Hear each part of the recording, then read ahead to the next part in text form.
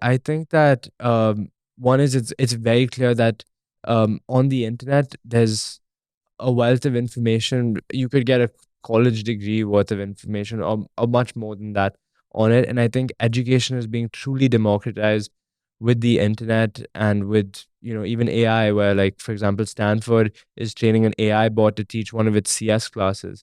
And what does that say about a quality education which anyone in the world can access, ChatGPT or any AI company? So I think that obviously you can learn so much from the internet.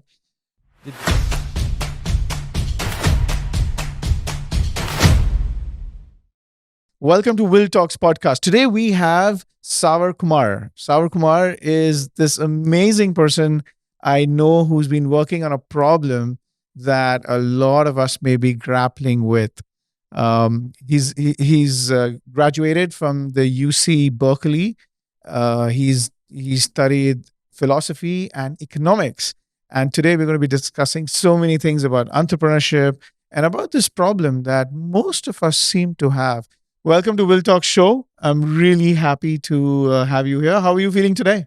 I'm feeling great. Thanks so much for having me. And I wanted to know about this course that you did in the US, and what were your highlights from that course? I would say that the US college system, the beauty of it is the flexibility that it gives you. So I changed majors in my mind like six times. I was cognitive science, computer science, philosophy, data science, economics, and then I landed and I still finished on time, even though I got to explore all of that. And it was a great place to explore, to learn people. I think the best part of college is the experiences that you have, the people that you meet, and also a little bit of what you learn in class. So yeah, I would say the highlight was the experience itself, and also a bit of what I learned, also So, through COVID. and as you went through college, I think you came across certain aspects of the world, especially the technological world, and how people are interacting with technology, and that led you to think about some things. Would you like to share a little bit more about the work that you're doing now, your mission, your vision, your ideas around that? That would be interesting for us to know.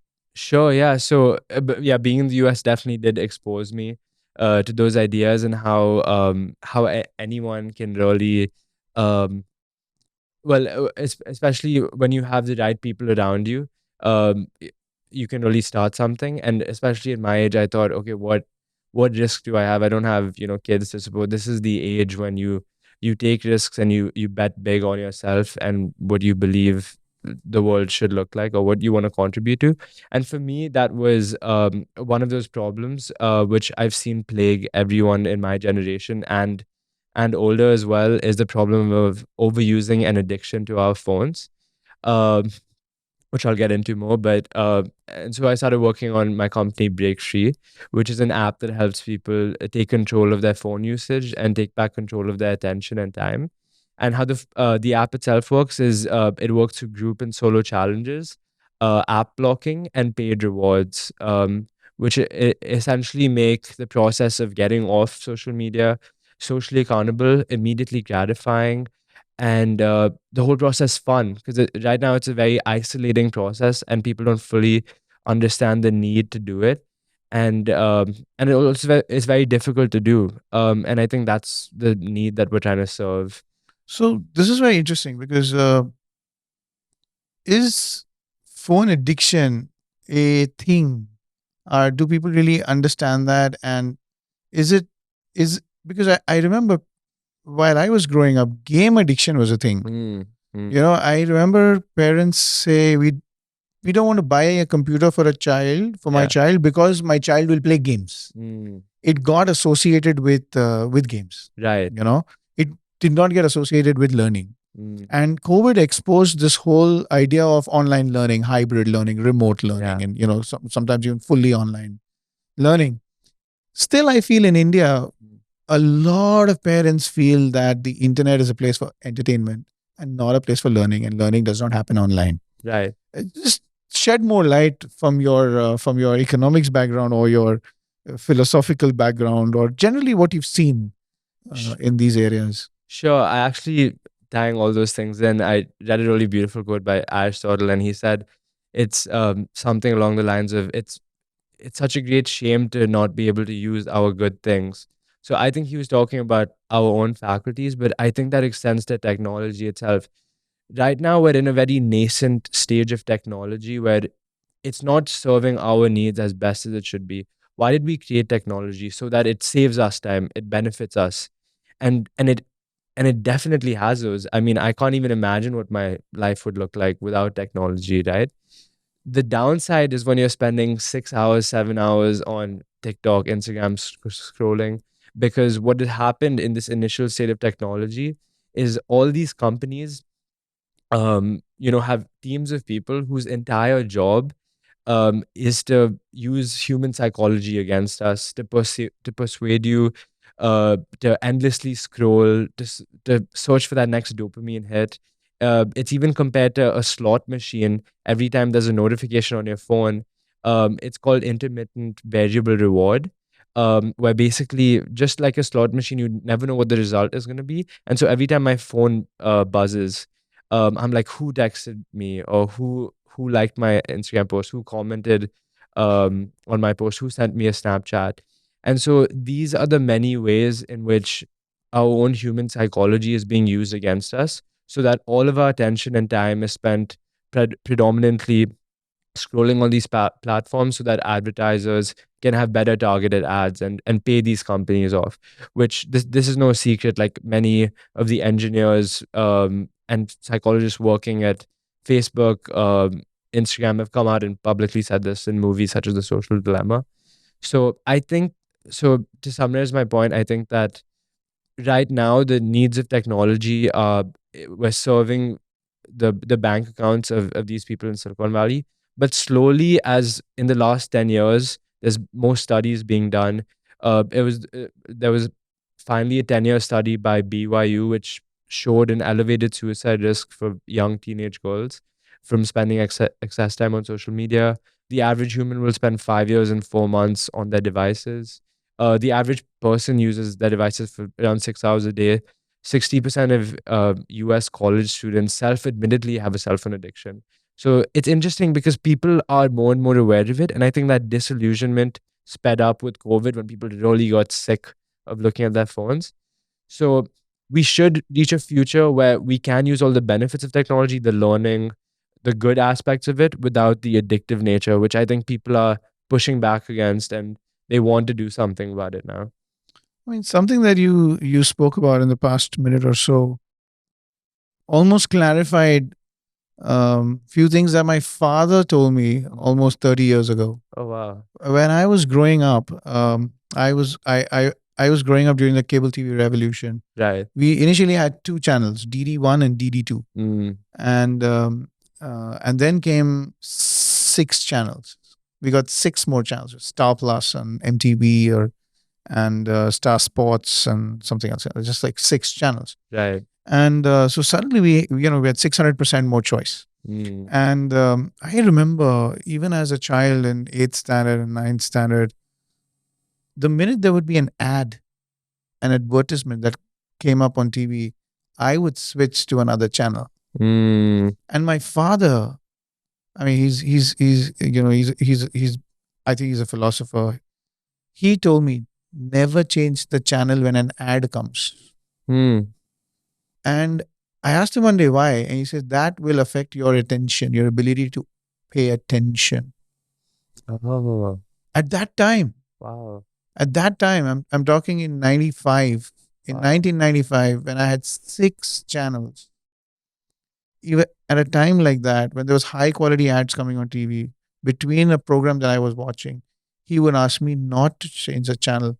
And he would say, the attention and the persistence and the you are growing your mind sitting through an ad you don't like.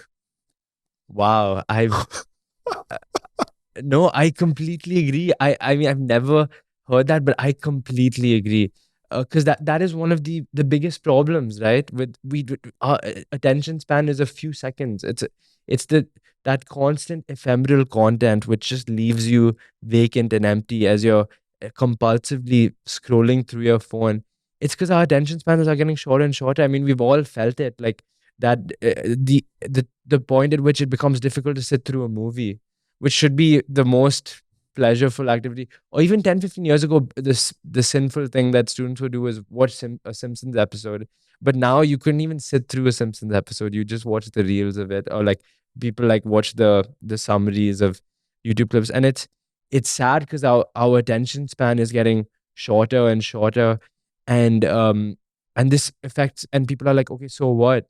Well, how do you pay attention to something beyond a few seconds that matters, or hold a conversation, or a longer conversation, or do something that requires difficulty of attention, um you know to pay attention to. So the one problem is we can't control where our attention goes for the majority of the day, and which is our freedom of attention and our freedom of mind. And the second is that attention span shortening and shortening as we consume ephemeral content and are always in a perpetually distractible state, which we also prime ourselves for in the morning. As soon as you wake up and you buzz on your phone, and now you've primed your brain for the whole day to be in that distractible state, receptive to likes, notifications, and this external thing on your phone. So to me, that's coming that's coming across in a very um, more mysterious way. Okay. When you say freedom of mind, Right. and when you say freedom of attention, Sure. and you also say I may not be in control of my attention, and would you like to unpack these things a little more for maybe even people like educators, or for students, or for parents who are trying to get a hand of this idea? Because we all know that technology is going to be with us. We all know Right. that we're going to have even more channels. Right. We all know these things. I think Yeah. now we have three-digit channels. Mm. My wife hates watching Netflix with me, Mm. because if I have an hour to watch Netflix, I watch 50 previews. Same. Yeah. No, definitely. And that's it. And she's like, yeah, pick one. Yeah. I'm like, no. So the problem of choice need not, the Yeah. problem of plenty need not necessarily be helping. Right. But what do you mean by the freedom of mind and freedom of attention? I've actually never heard those terms before. Yeah. No, I'd love to unpack that. So what is freedom in life, right? So I just get a little philosophical here, but I would say freedom in life is freedom to choose what we think about, freedom to decide how we want to experience life, what we want to do in it, freedom of action, freedom from acting out of compulsion and something that's an addictive or a habit that we don't choose, and also a freedom of being able to experience life fully. So I would say these are some of the things that are the most fundamental to life, right? When you look at a person, they're the result of what they think about. Our life is composed of time. It's composed and it's composed of our attention and what we think about. So essentially, the time that we spend is determined by what we think about, and this is our life. And so when you work on real goals, or when you work on things that matter to you, those are from having the freedom to spend time thinking about what you choose to think about. And when companies are controlling and manipulating our attention, or if we're always in a perpetually distractible state where we're constantly checking our news feed out of compulsion, that's not freedom, in the sense that any compulsion like that, when we're used to doing something compulsively out of habit, the moment I wake up, when I'm driving, so for some people in the shower, till the moment that I go to sleep, when I'm bored, when I'm having fun, when I'm sitting in a waiting room checking my phone, when I'm doing important meaningful work, when I'm with loved ones, when I'm like doing something, an amazing adventure to capture it, at any second of life, that is an addiction, that is an addiction, um in the sense that we're always craving that dopamine. And for different people it's different. It may be email, it may be LinkedIn, it may be Instagram, it may be constantly getting messages from someone. And and the thought is that this is not true freedom of attention and freedom of mind. And when we're unable to be with ourselves, like when we're bored, that's when ideas come, or when we have an uncomfortable thought, to be able to sit with it. Instead, we have this pacifier where we can always distract ourselves. We never have to be with ourselves. We never have to have a thought. We never have to be bored ever. And that's truly terrifying, because if you never have to be with yourselves, and we love distractions and we love dopamine and we love, it's using human psychology against us, right? Humans are evolutionarily engineered to want social connection. And that's why dopamine is released when you feel that human connection, because we've evolved that way. And usually it requires some effort, requires a conversation, requires, something that matters. But now it's so easy, because you post one thing and people, you know, like that, and they comment, and that temporary validation feels like the social thing, which should be good enough, but it isn't. And as a result of that, we're never with ourselves, and we're not truly free. And it's a compulsion that everyone has, so we don't have freedom of mind and freedom of attention. This is just so beautiful because almost every time you say something like that, you remind me of my father, who I love really, really very much. He told me as a growing boy, he told me, he said, "You will never be lonely in life if you learn to live with yourself. If you can live with the silence." Mm, And even today, right? I mean, I probably live 10 minutes away from my workplace. I take the long way home. I spend 45 minutes driving around the block till I get home, because that's where I'm getting all my thinking done. right. And it just comes. So I completely understand. While you were saying this, it almost felt like some sort of modern day digital slavery, which I opted in for voluntarily. Yeah, we all. you know like I opted in for it voluntarily, and then I now have become enslaved to this device. And that brings me to my next question that I'm thinking about. Am I addicted to the form factor of the phone, or am I addicted to the software and the apps that is there? Because I know that the validation I'm getting from the apps is, giving me the dopamine kick and things like that. uh, and yet human beings are naturally wired to connect. So what is the distortion there? Is my digital life a better version of my analog self, or is my digital life worse version than my analog self, but looks deceptively better? Yeah, the second, I would say. But I think it differs. It depends. Some people, if you have a really healthy relationship with it, and again, I would say it's the apps itself, and it's how they. Because if you just have the call feature on your phone and you just use it for pictures and maybe music, it's very Google Maps. All of those things are incredible. Like, And no one's addicted to Google Maps. exactly, exactly, right. and Oh, and so that's and the thing is, people still have a need for those apps. I'm not saying that we should end all social media, right? Because uh and that's kind of actually where Breakfree came in a little bit, because I was like, okay, it's these apps which are addictive, and people don't all want to all get off it, all the time. People want to have the benefits, but don't need to be on it like continuously throughout the day. Like if you have it during a set hour, say you have 1 hour, where you look at Instagram just to get updates on all your friends or something like that. And the rest of the day, you need to use Google Maps, you need to use Spotify, like um, you need to use these other services. So that's where for us the app blocking came in, where if you're more intentional with your usage, then that's the whole difference, right? Why can't we have both? Why can't we have being in nature, spending time intentionally every morning, not training ourselves to be in that state all the time, not always having it by the hip. So for us, the app blocking, for example, one main use case is for my apps, which I use myself, is I create a morning blocker. So I block like WhatsApp messages, Gmail, LinkedIn. I don't have Instagram now anymore, but I would have for those two. So I block it for the first few hours every morning.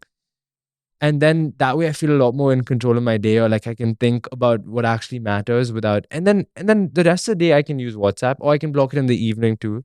So, or and then like one day just block everything, but just keep the apps that I want to use. That way I can have it both ways. And Mm. so that for me is treading that balance, which I think is the key.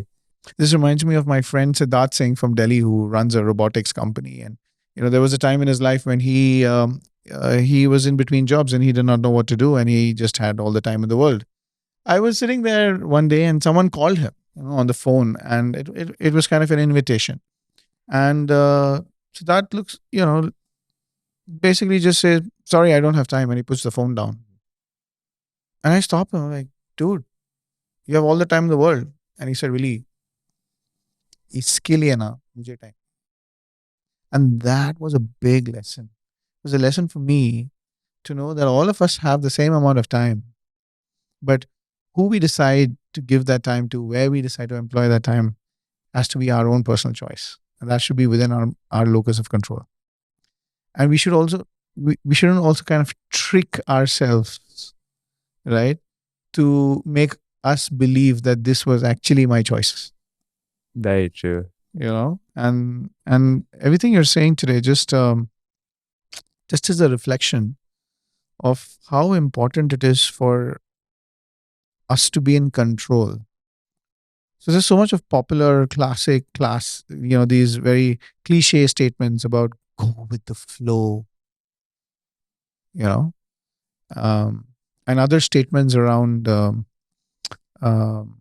around when you look at what's selling today in terms of books, Mm, and what are the key messages that are selling today in the market. It's about finding meaning and purpose in life. right. Yeah. Depression and anxiety are an all-time high. Yeah. While technology and apps are trying to bring us closer, they're actually taking us further and further away, which is so it's a corollary. Right. And I don't understand it. So have you come across any research that really throws some light over what's really going on? Yeah. Yeah. No. So the 10-year BYU study I mentioned.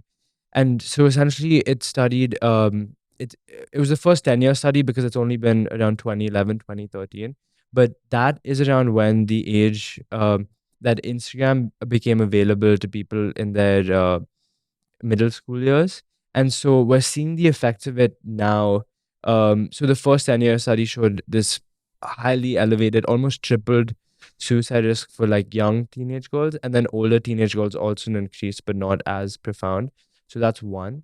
The other is just a general increase in depression, anxiety, loneliness, and this has been just society wide. um, as per more specific studies, there's also studies done on like productivity, and they did one for company employees, and they saw that on average, the average employees spends 65 hours unproductively on social media each month. Um, and They then lose 65 hours. yeah, they spend 65 hours unproductive, like just scrolling on social media each month. Um, and That's in work time. yeah, yeah. And there's also studies just done again on more isolation. But Yeah. but that sounds funny to me. I'll tell you why. Yeah. Because when a company throws out a policy saying no WhatsApp and no social media at work, Mm-hmm. it almost feels like this company is restricting my freedom. Mm, It almost feels like if I'm on a member of the staff, yeah. I would almost feel like, oh, this company is now moving into my personal zone and personal space. How Yeah. can you stop me from doing Instagram or something like that while I'm at work?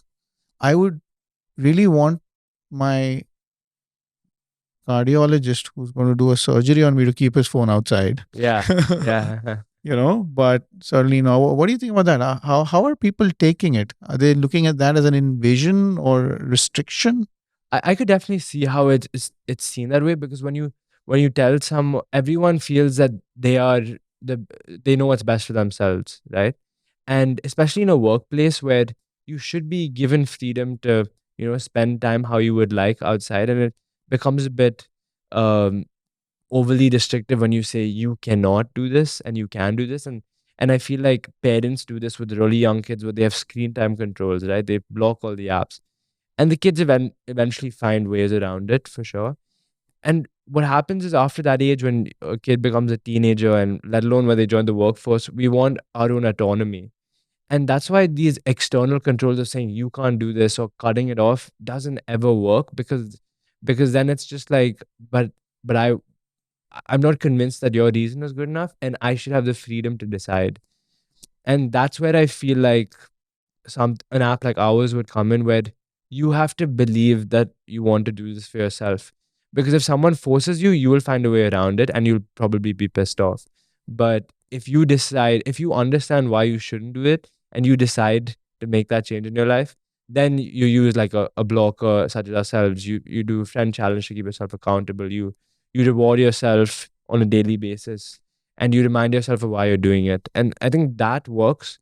But if someone tells you to do it, Mm. you're not gonna.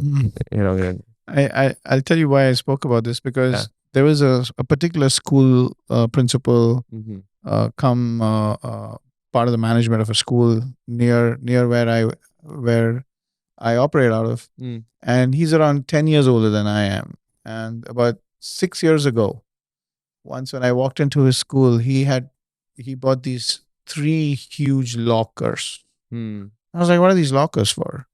He's like, "This is for you to put your phone in," and he put it right at the gate. Mm. And it was mandatory for every parent, visitor, Wow. guest, and teacher to put their phone inside and lock it and then enter his school. And I really thought, like, this is crazy, just draconian. Yeah. 6 years later, I'm considering it. And I asked him one day, I'm like, why? He's like, a phone call is an unscheduled meeting. I don't want you to have an unscheduled meeting when you're talking to me. Mm. I don't want you to have an unscheduled meeting when you're taking a class. And so as we build our understanding around how big this problem is Yeah. and how deceptive this problem is, right? Yeah. Just because you bought a phone for 50 grand Mm. does not give you the right to take attention away from the job at hand. Because if you are a contributing member of the school or this team, Mm-hmm. you have to be fully present, Right. you Yeah. know? And I think that will take time for this workforce to know. But I wonder what students and children who are born into this generation feel. Yeah. Yeah. No, that's the worry, because I got all my peers got onto Instagram middle school and stuff. When did you get your phone? Let's say, like, I, I remember I got my first computer, which was a 386 computer, yeah. when I was in 8th standard, and I was very privileged. That was 97. Yeah. 97, I got my first computer, 386, 4 GB, 4 MB RAM, 1.2 megabyte floppy drive. You've never seen a floppy drive.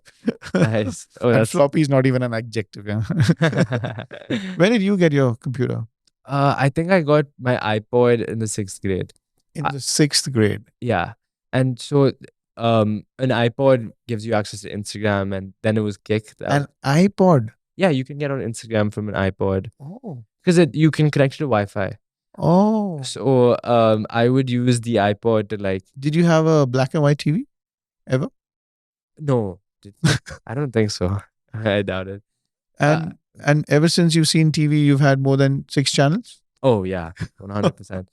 And the thing is, it's progressing at such a fast rate, because kids probably way younger than I do have, like, on Snapchat, TikTok, Instagram, YouTube, like, way younger. Then at least in school, you're not allowed to use our devices. We weren't allowed, which I think was great for kids for sure, is essential. I think in the US, it's a bit different. I think you can in some schools. But it's funny because almost for 10 years, Mhm. there was this massive push Yeah. of getting one computer per child, one laptop per child, OLPC. Mm. More than $1 billion have been spent. Mhm. Top companies, hardware companies, software companies, even Microsoft has been really pushing Yeah. the one laptop per child model. Brazil was given like a few million laptops and things like that. And over time, they've realized that one laptop per child model did not work. Mhm. They just didn't. They didn't see it function. Mhm. And the reasons that the survey brought up was that sharing a computer in a less resourced school Mhm. where three, four, or five children sit together and look at a computer and learn together, Mhm. there was more learning happening there Oh, interesting. because people were able to help each other. Oh, wow. And that built communication, collaboration, problem Wow. solving skills, peer learning, cooperative learning, problem based learning. Yeah. So it's really not the computer that made the difference. And it's really not getting each child a computer that made a difference. But it was the social uh, setting that less resources created. So, in many ways, from an economics perspective, I think it's called positive deviation or something, Mhm. where when you're doing something across a large group of people, a small group of people tend to compensate and do something else, and then Yeah. produces positive results. And then one tends to think that you probably misfired, that the positive results came out of the system design, which is not entirely true. Yeah, no, I think that's a beautiful example of using technology to its maximum, right? Because say if everyone was using themselves, you're kind of looking at your own laptop. You're not going to look at anyone else's. You're in your own world, and that's a great example of it actually promoting social connection when you're doing it together, and you using it in a good sense as well. Because at the end of the day, we do want community, and if we have it in the real world, then we won't seek it out online.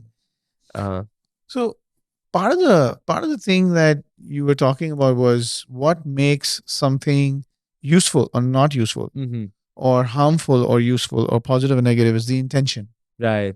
The Right. intention, right?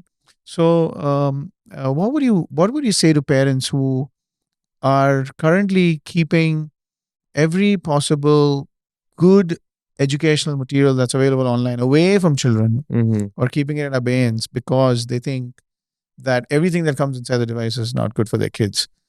How if you had to talk to them, what would you tell them? And is there something uh, called the good screen time and bad screen time? And are there anything like any of these things that you would like to just share with parents if you have to? Definitely. I think that one is it's very clear that on the internet there's a wealth of information. You could get a college degree worth of information or much more than that on it. And I think education is being truly democratized with the internet and with, even AI, where like, for example, Stanford is training an AI bot to teach one of its CS classes. And what does that say about a quality education which anyone in the world can access ChatGPT or any AI company? So I think that obviously you can learn so much from the internet. The difficulty, however, is that it also becomes very easy to, open YouTube and go down an endless scroll, and so or like go down a rabbit hole, like which I'm sure everyone has done at some point in their lives. I've been down YouTube rabbit holes for like hours, like just random things. Um, so I would say that it's tricky, definitely with parents. I think that definitely technology, learning how to have a good relationship with it is key, and that may not be completely eliminating it for sure, because then they may not be equipped to figure out how to strike that balance when they're older, right? That's true, which means this now gets me to thinking the way many parents handle this problem at home Right. is by restricting time. So they say 7 to 8 o'clock I'll give you the phone, or 7 to 8 o'clock I'll give you the iPad or whatever, right? That's it. So now they start feeling could this be some sort of compensatory behavior? They start feeling like if I restrict time Mm. for my kids, exposure, if I restrict time exposure for my kids, then by default, that 1 hour has become good screen time. Is there something that I'm probably not thinking about? No, that's a great point, and I think it's about what you spend your time on, right? So if they restricted, for example, we have something called daily limit, or day limit now, and that way you ensure that you only can block use Instagram for like 10 minutes of the day, and the rest of the time is other more productive things. So from within that hour, they're gonna want to use different things, but you don't want them to spend the whole time on Snapchat, right? And that's where you restrict the content, or you get more specific into how they are spending Mm. that time on their Which device. means parents and teachers and everybody needs to start looking at more intention, Yeah, not just the time, but definitely. what are you Yeah. spending it for? And is that a means to an end? Like, do Mhm. you have a goal and do you have a purpose? Do you have a mission? And then are you using these things to further your mission and further your purpose? Right. Then this becomes an extension of a tool. And then it Exactly. becomes incredibly utilitarian in that perspective. And then you're able to save time, money, and be more efficient and lean, and suddenly you have so much power that you did not have. I am really curious to know about your entrepreneurship journey. You're young, you have a great college degree. You saw this massive problem that you're talking about. You saw this problem of addiction, and you think that this is going to become even bigger, and people are going to get lonelier, and people are, and things may not be very good unless they start taking control Yeah. of their own lives and their choices, Right. right? And they really understand the freedom of attention and the freedom of the mind, as you say. Tell me a little bit more about this entrepreneurship journey that you have. It's is it, how did you get there? What do you feel? What are your challenges? Yeah, definitely. I think so in when I went to go to college, there's this whole narrative of like the young college dropout starting something big. So honestly, I felt it as soon as I got to college that I was like, I'm very privileged to be here, and there's so many people with amazing technological skill and coding skill, and I would pride myself on being someone who would like to think that they have good ideas. And so the first year, I remember I pitched something to my roommate. I was like, I'll come up with an idea in 5 minutes. Give me something, and I came up with like some kind of meetup app, which I think everyone thinks about at some point in their life.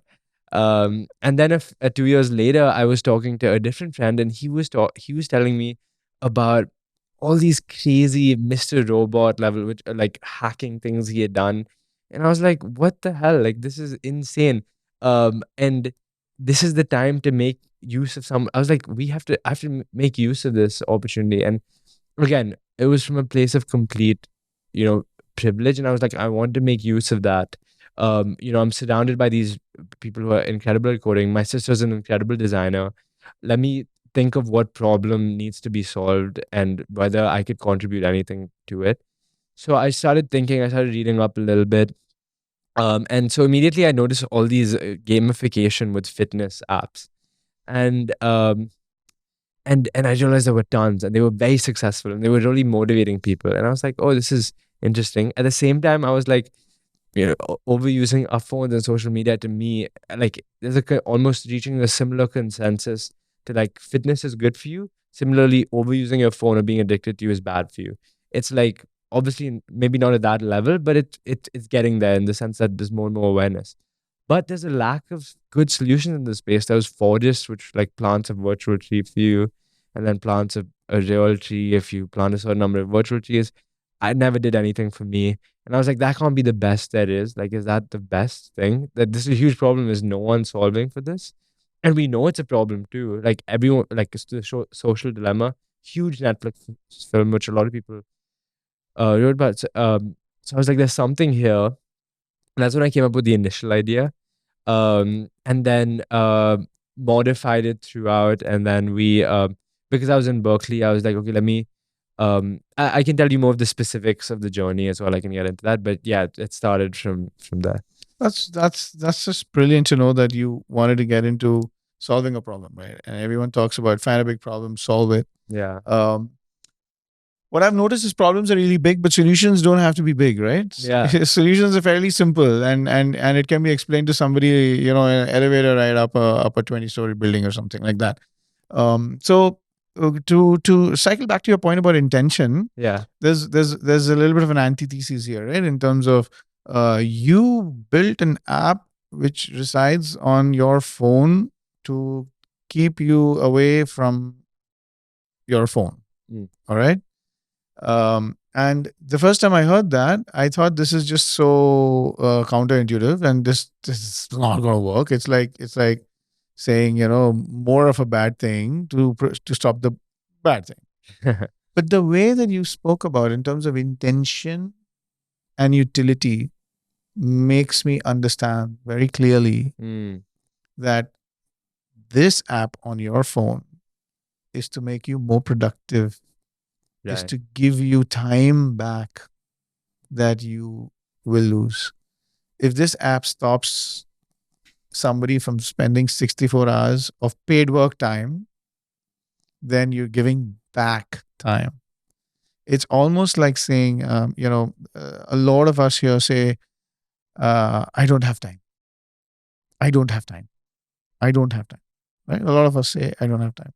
So one of my friends, he said, we all have 24 hours. We all Nobody has time, but you have to build more skill. Mm. You know, how do you build more skill? Build more skill by spending time. You don't have time, but you have to build more skill. The only way you got to build more skill is by spending more time doing it. How do you get time?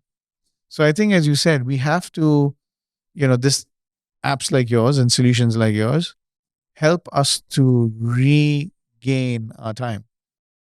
Exactly. Yeah. And and what are you going to do with that time?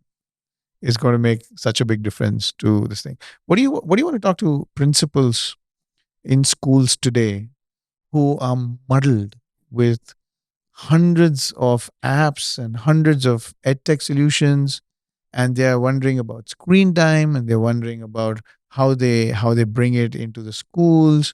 They're wondering about all these things. Mhm. Mhm.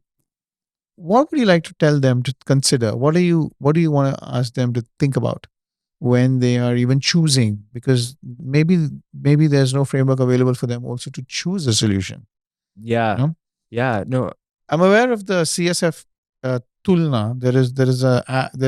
There's a framework called Tulna, where the Central Square Foundation in India actually looked at many edtech solutions, and then they try to put it into a framework so that help people take decisions correctly. Mhm.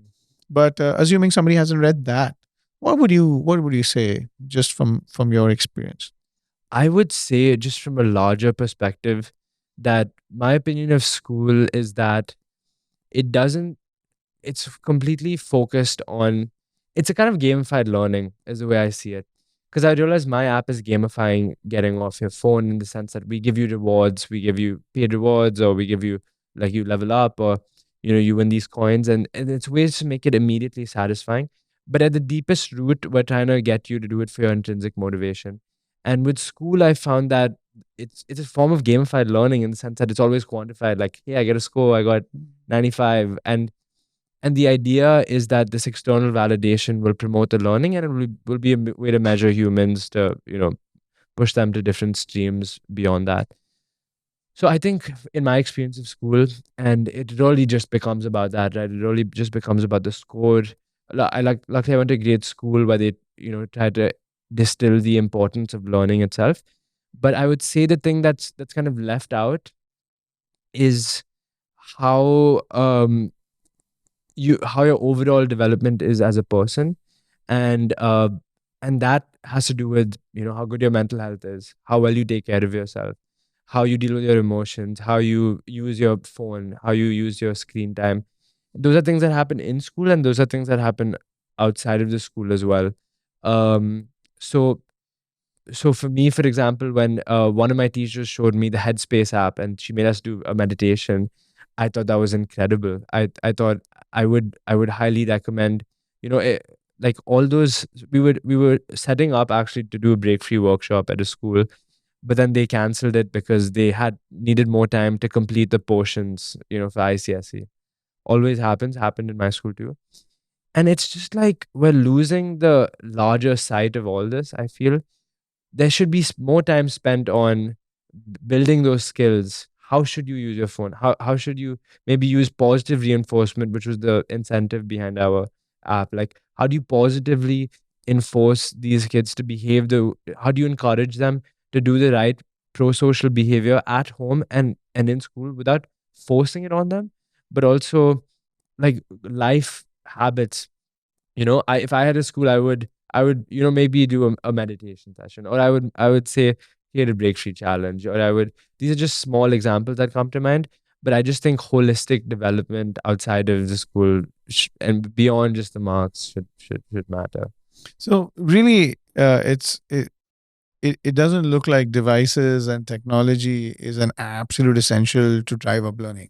Yeah, yeah. It's just so much more going on in a school that makes so much, that makes all the difference. How are you going to tackle this huge problem of people not even knowing Mm. that they have a problem now? What is the problem statement in that sense, and how are you going to convince people to get away and to use a service like yours? So I think our first step is to target the people who are aware of the problem and want to do something about it, which there's still a good number of people who are willing to, who are cognizant of this and want to do something but are struggling. That's where we come in. And then there's also the second kind of person who kind of recognizes a problem, kind of would do something about it if someone invited them to a group challenge on our app or like pushed it to them. They would be like, okay, I'll join. Those people get roped in, so that's the second kind of person we'll target. And then once we've like saturated that and we've felt met the need for most of those people, hopefully at that point, if they're seeing results, then other people will also see results and become convinced as well. So I'm just going one step at a time, and hopefully we can eventually reach everyone. But that's the order I want to go in. And when you say that you're using gamification rules and game mechanics in some way to develop this app, Yeah. I wanted to ask you: are there do the rules differ when it comes to children and young adults and more senior adults in terms of the app, the way the app functions or the way it's designed, or are we all just grown up children?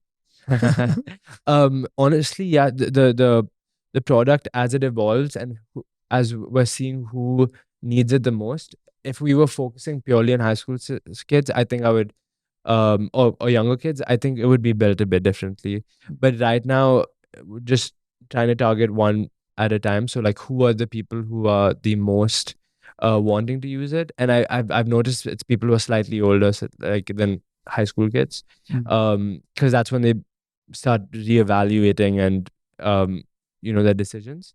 And when I say gamification, all I really mean is like how running apps motivate you to run. It's not like it gets you time to like it gets you to spend time on the app, but it's more like, oh, I got a badge for running today. So it's like getting you to do a good habit and saying, hey, good job. And this is your immediate reward. That any long term habit, having it be immediately gratifying is necessary for that long term behavior change. So that's the kind of reward that we give. Beyond that, it's not something more. And what's interesting is in the user interviews I've had from people who are 15 to people who are 55, they all say, I want a badge. Like I want I want to be rewarded for my willpower. And I'm like, we'll do that for you then. That's wonderful. In coming back to that idea Hmm. of badging and also how maybe big tech Hmm. uses psychology against us, Hmm. uses our psychology against us. If I have to start using our psychology to benefit us, Right. what could that be? Do you have an idea of that? Definitely. There's so we have this part on our app actually called Habit Tips. So we keep sharing all these ideas and research exactly like this. So I've gone into deep dive, like how do you really take change? So one is an identity change. So when you see yourself, in the sense that when you see yourself as a person who who does perform this successfully, you are most likely to engage in behavior change. So when you say, I'm a person who's in control of my time, you're more likely to implement those changes. And then there's other tips, like apparently when you are trying to break a bad habit, Professor Andrew Huberman, I'm sure you, Oh yeah, Haberman Labs, right, yeah, such a brilliant podcast. great, right? So I was reading up on his, how do you successfully break a bad habit? and he gives a lot of great tips. Like one is when you feel that urge to do the to do the bad habit, you step out of it and you become curious about the sensation. You sit in the sensation. So, like for example, you pause. Um, and so, for example, we wrote that as a tip. And then when you go on the app and you block, you just pause, and you notice that sensation, that urge to go and click it, and then you feel it, and then you're able to step out of it. So that's one thing. I would say, without getting into those specifics, in general at large, I would say for me personally is remembering the core reason. Like, why are you doing this? Why does this matter to you? If you forget and you think, oh, like it doesn't matter, I'll just check like once. How does it really matter? Or like, oh, I have some extra time today. That's the logic of every day, right? That's the logic of every moment. And then it's never convincing enough because the cost is wasting 5 minutes, and the benefit is of doing something I really feel like doing.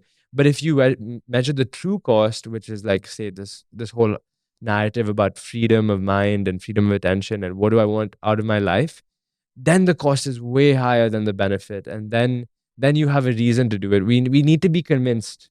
We need to be convinced, otherwise we won't do anything. So that's for me what I found, and I think that my work path is. So what have you seen as the almost dwindling age that children are now getting their own devices at, considering that parents have enough resources? I have seen kids get devices at like 8, 6, 7. I'm sure it goes younger than that. Like babies play on iPads and stuff. It's getting like very young. But what's interesting is that even older people like are, I would say many, no, probably not as much, and it's not as like natural to them, but are very into like Facebook, Instagram, spending all day on it. Um, but they don't think it's a problem, which is interesting. Or for many of them it isn't, but they don't really think that it is. Or if they do think that it is, they don't think that the youth is self-aware about it, and that the youth is so addicted to it that they're not going to do anything about it. But that's also not true. Um, so it's very interesting seeing how it plagues every part of society, but everyone has a different opinion also. So which means this narrative needs to go into schools. Yeah, We have to start talking, setting the right habits in the school itself, so that we don't have to set up correctional habits later on. Correct? Because it almost looks like the student or the child at the age of 6 and 7 now has access to their own device and high speed internet, exactly. and many times unsupervised time. Right. Right. And now, if this child doesn't have a goal, which is most likely the case, then we have a problem. We have the problem of the endless scroll. We have the problem of the recommendations, and we have the problem of going down the rabbit hole. Right. How do you think schools need to start doing something now? In the classroom, what kind of dialogues can they have?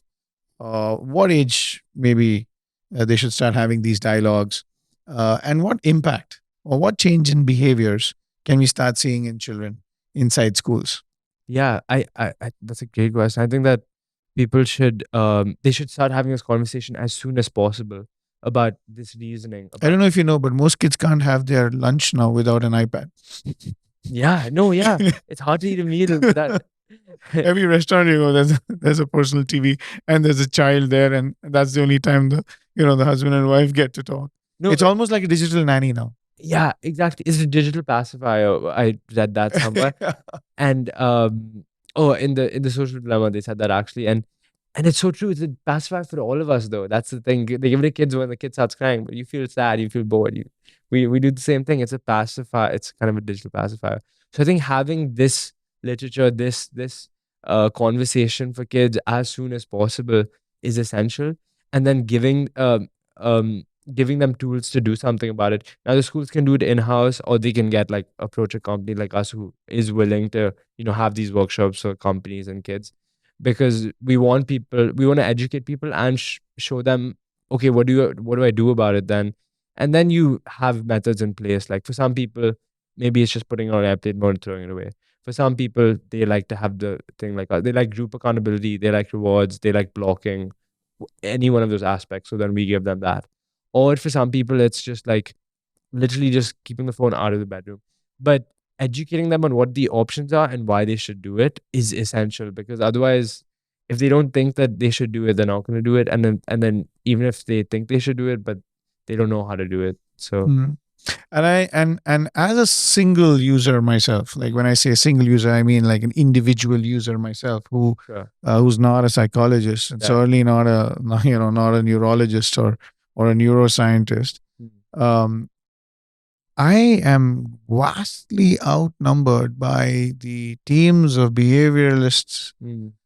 that big tech has. So, what do you think big tech is going to do to make it even more difficult for us to detect?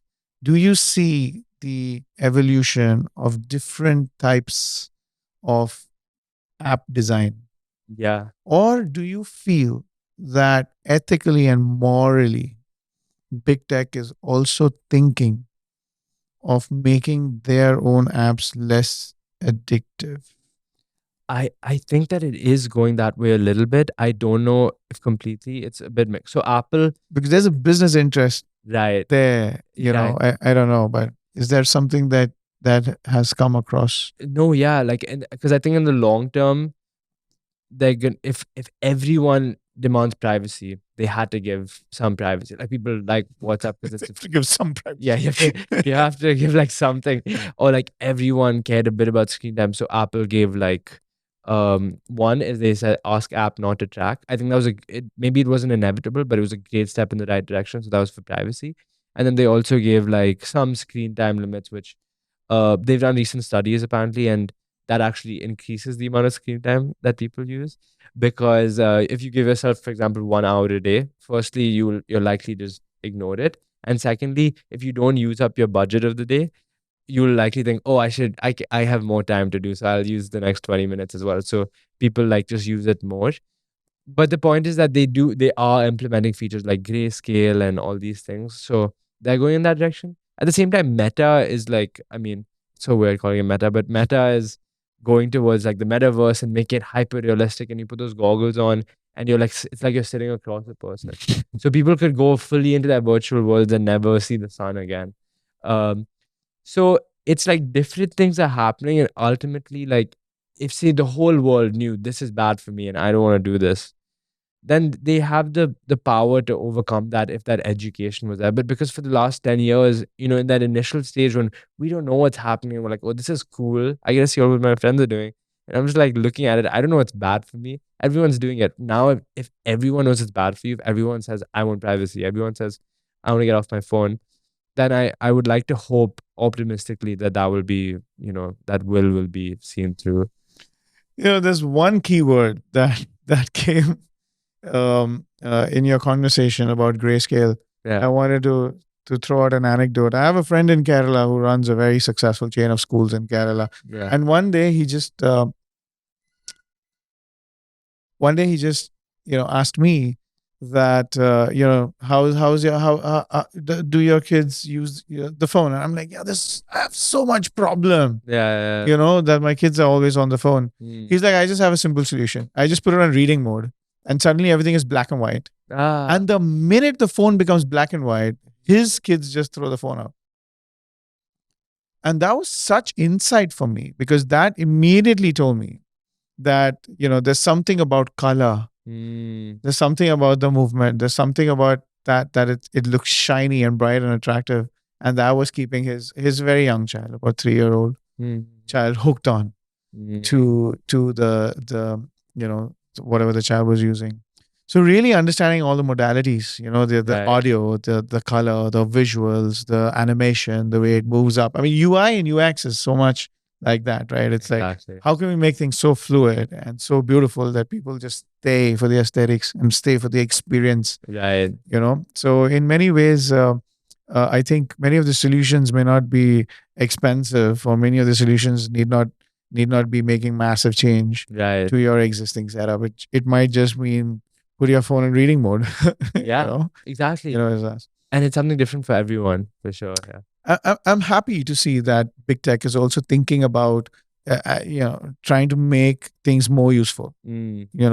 and not just kind of trick people into it, Right. right? Right. Because eventually they will lose a market. Yeah. Eventually people will get up, and Exactly. and what I love about the conversation we've had today, Mm. and even when we're talking about things like addiction and digital detox and all these things about the overwhelming magnetic Mhm. a property of these kind of apps, the one thing that really stands out is personal leadership. The one thing Mm. that really stands out is getting people to build a strong sense of identity, a Mm. strong sense of purpose, a strong sense of meaning in life, getting them to be in control of themselves Mm. and to start really, really young. One of the big learnings that I'm having from this conversation is taking something away from the child, which a child does not understand, right? You take a phone away from the child, will certainly not solve the problem. It might even add to the problem. It might break down communication. But making sure that the conversation is happening with the child, options are being presented, the consequences are being discussed, and small minor changes are being made, not just for the child, but also in the family, Right. also the way the parents are interacting with Yeah. and the relationship that parents have with their phones, Yeah. I think makes a big impact on children. But I just want to thank you very much for being on the Will Talks podcast and for really shedding light on something that is playing on a lot of people's minds.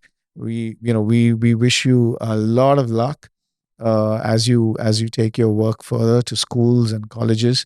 But just before we wind down for the day, is there anything that comes to mind, or anything that you'd want to share, or is there anything that you feel that we haven't touched upon and which people need to know? Mm. I guess there's one thing that it's just like a general statement, but just generally that I think freeing human attention, like I've said before, is I think one of the greatest battles of our generation. But it happens, like you said, on an individual scale. And so I would say that I even it's become more clear to me as we're speaking that yeah, remembering that reason, I think is the key to, and being convinced by it, if you are convinced by it, is the key to any change. And because of that very reason, Mm. the the contribution, the impact, and the presence of a caring teacher in the classroom Mm. still is probably the number one constituent of ensuring that we are building children who are in control of themselves and who exhibit the highest level of self leadership. Yeah. Correct. Thank you so much, Savr Kumar, for to to in helping us unbundle this more. And I think the journey has just begun for all of us. Yeah, thank you so much. Thanks for having me.